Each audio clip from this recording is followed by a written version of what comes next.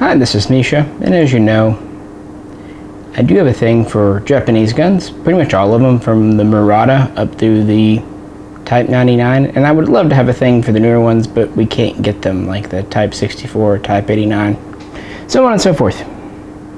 But even to me, this is a bit of an odd duck, and this has been a very controversial variant in the collector's community for a long time. This is a Type 99 carbine, not short rifle. So, I brought out just for comparison. This is the original Type 99 long rifle. It's about 50 inches overall, about a 30.5 inch barrel.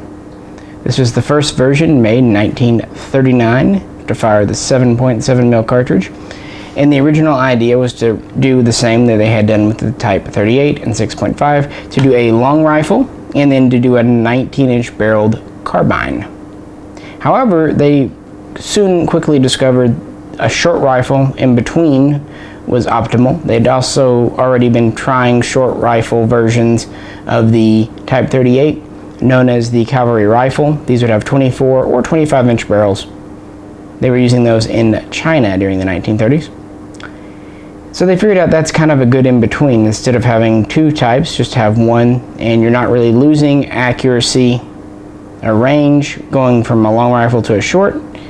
At the same time, the carbine in 7.7 had a lot of muzzle flash and more felt recoil. So they were planning to do carbines, but they never really got past the prototype stage. And even with long rifles, they only made about 40,000 at Nagoya and Tokyo, or TK, whatever. Sorry guys, long day. My brain goes whoop.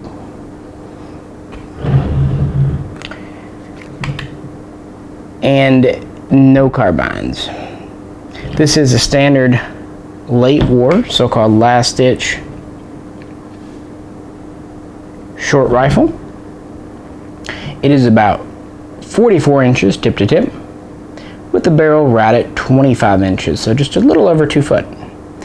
Now this is a Series 35 from Tokyo Kogyo.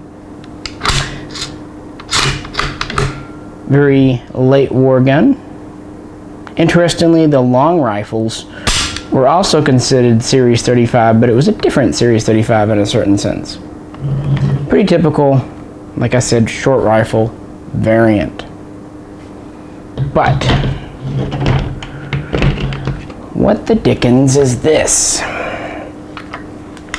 Well, it is also a Series 35, so from the same factory.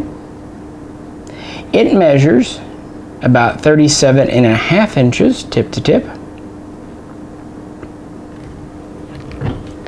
and the barrel is about 18.5 inches, so just a little bit shorter than a cavalry carbine. So what's going on here? We really don't know, but it's an interesting talking point. If nothing else, this is a good example of the size they originally thought about making for the Type 99, but never did. So that's neat. But is this legitimate, or is this something done in post-war America, which would seem the most likely? Well, why? Why would a GI take a barrel from 25 inches down to about 18.5? It's definitely possible. Or maybe a collector trying to fake it. That's also very possible. Or at least it could happen. Why use a Series 35 though? It's a little odd. You'd think you'd use an early war gun to try to replicate that. But maybe they just had a spare Series 35. Everything back here is the same. Let's look at the front. We have a shortened forearm as compared with the last ditcher here. Quite a bit shorter, as you can tell. Still have the same pinned on front bracket with bayonet.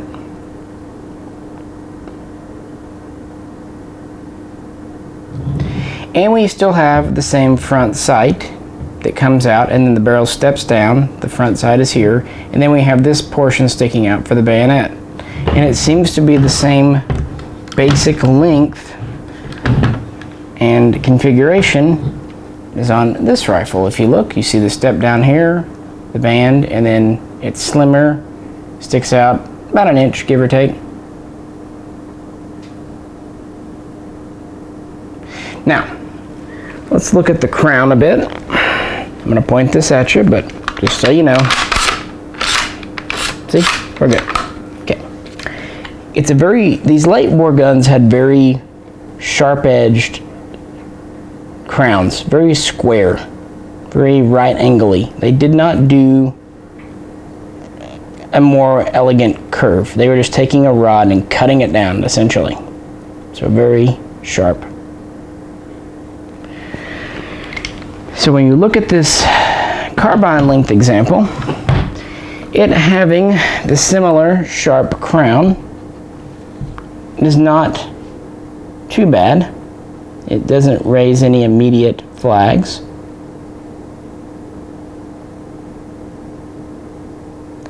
So if an American were to do this, they would have had to have shortened the forearm, relocated this barrel band back, make a new channel in the barrel for it.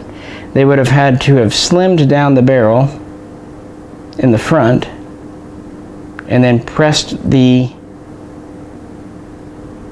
front sight back on, all in addition to cutting the barrel. It's a lot of work, and I just don't see a lot of reason why, because most people assume these are fake, so there's not really a market for them. I have read, and I wish I could find exactly where now, that late war they were doing shorter barrels to conserve steel.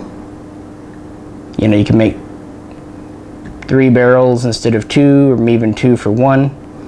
Or that they would take a previously damaged barrel, say the crown was really buggered up, or maybe the tip even got bent or mushed. They'd just cut off the damaged portion, making a carbine length barrel.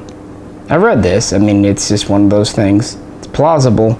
Anyone who's seen like the Typo 245, the late war Jensen specials, the naval specials, especially late war, know that the Japanese were pretty creative in recycling resources, more so than the Germans were. So it's definitely plausible given other guns. But unfortunately with Japanese guns, unlike some others from World War II, all we really know is anecdotal. We don't have really factory records, anything like that. So we have to go via observation. And a few of these late war guns with shorter than average barrels have popped up. For example, there is a carbine version of the so-called naval special. I believe it's got a 21 inch, might be a little off on that, guys, but you know, in that general area, as opposed to 25. So we know that, and no one debates those being authentic. Anyway, this is another gun from my recent trip, one of the more interesting Japanese to come out of that, and I thought you would enjoy checking it out. Feel free to speculate below in the comments, give your own opinion and thoughts, and if you've seen one of these, please let me know in what series it was and if it was configured like this. Any questions, also leave them below. If you could, like, share, subscribe, and check out our Patreon page. This is Misha.